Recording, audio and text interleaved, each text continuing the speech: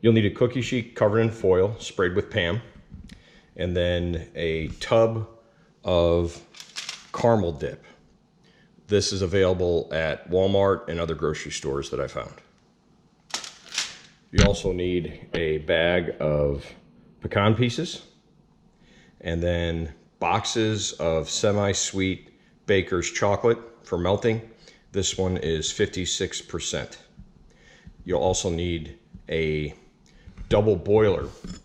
You'll see here that I'm not using a traditional double boiler because it's hard to get the melted chocolate when you get down to the bottom onto the candy pieces.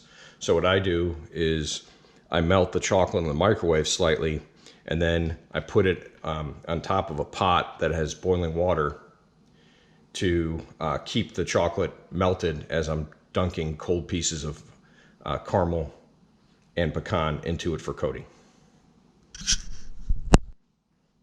The first thing you'll want to do is you want to take your tub of caramel and put it into a large mixing bowl, and then dump in your pecan pieces. The caramel is room temperature. It makes it a lot easier to stir in pecan pieces. And you want to keep adding and stirring pecan pieces until you get about a half and half caramel and pecan piece, maybe slightly more pecan than caramel. And this is important because as you put these in the refrigerator set up, if you have too much caramel, the way the dip is presented, it doesn't harden that well. So the more pecan pieces you put in, the easier it is to manage when you're dipping it into the melted chocolate later. So this is what it'll look like when the pecan pieces are done being mixed into the caramel. You'll see that the volume of the mix after adding the pecan pieces is nearly doubled. At this point, you could add a little maple syrup or even some bacon pieces, but I'm making traditional caramel and pecan turtles. I took some quick measurements. It's about 16 ounces or 1 tub of the caramel dip and about 16 ounces or so of this Valued Naturals pecan pieces. Any brand will work. It doesn't really matter, but it's about 1 to 1. I had a couple extra pecan pieces laying around, so maybe I did about 20 ounces of pecan pieces to 16 ounces of caramel. The point is you want to have it thick enough so that there's not any large clumps of caramel without pecan pieces in it. The next step, and this is probably the most difficult step of an overall easy process, is to use a tablespoon and to form individual tablespoon size patties of the caramel pecan mixture. And you want to take your time here to make sure you flatten them out. You do not want them consistent because turtles are not consistent. They'll be consistent in size but not shape.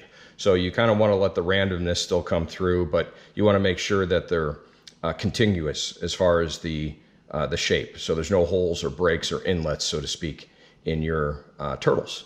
I'm going to continue this until the sheet's full and pop them in the refrigerator. You'll see it's a beautiful day outside, so these will be ready for when you're ready to pick it back up. You can't leave them in the freezer or the refrigerator too long. It doesn't matter. As I mentioned earlier, this caramel dip, the fat content in it prevents it from freezing solid. I filled up 1 cookie sheet, and you'll see that I've made 20 pieces. There's about half of the caramel mixture left, so the measurements I provided earlier should make about 40 turtles. Okay, so now I have 4 boxes of the Baker's semi-sweet 56%. These are 4-ounce boxes. I have 4 boxes broken up into a microwave-safe glass bowl. I'm going to put it in the microwave for about 30 to 45 seconds and stir it, and I'll continue in 15 to 20 second increments until it's fully melted.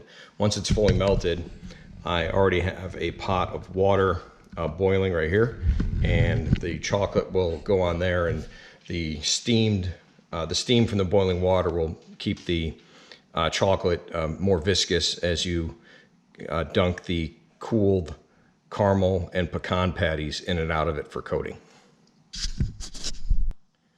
Okay, so I heated this up, all 4 boxes in the microwave. I did it for 45 seconds, 40 seconds, and then maybe another round of 20 seconds. So as you can see, as long as you stir in between heating intervals, you get a nice viscous flowing chocolate mix. And this is going to go on the pot of boiling water to keep it warm. And then we'll start dunking the caramel patties, and we're done. Okay, last step. So I'm going to take just one of the cooled caramel patties off the cookie sheet, drop it into my melted chocolate, give it a quick turn with some tongs, pull it out, let it drip a little bit, not too much, because you definitely want chocolate on the bottom. It's a lot easier to eat. And put it right back on the cold cookie sheet that we had. And it's okay to take a few seconds to try to shape this, but not too much, because the chocolate starts to cool immediately.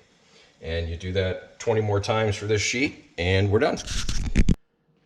Okay, so this is the, I finished coating or dunking the first 20. You'll see they're not beautiful. And I will say that my favorite brand of turtle is Fannie Mae. I don't know if I could even get those down here in the Kansas City metro area, but these are very good. Once they're fully immersed and coated like they are here, you can see it's a little messy. What I like to do, and I have the counter and stove arrangement that allows me to do this, is I butt the very edge of the cookie sheet up against the edge of the stove, because as you're carrying the dunked pieces back over to the cookie sheet, you're going to have a little bit of mess. But you can see it's not too bad. And once you put these in the refrigerator to set up, which is the last step, when they're cool, and you'll know they're ready if you can pick them up without the chocolate melting in your fingers right away, then you can shape these or chip the excess chocolate off. But it gives it that homemade feel, so I typically just leave it on. And that's it. Thanks for watching.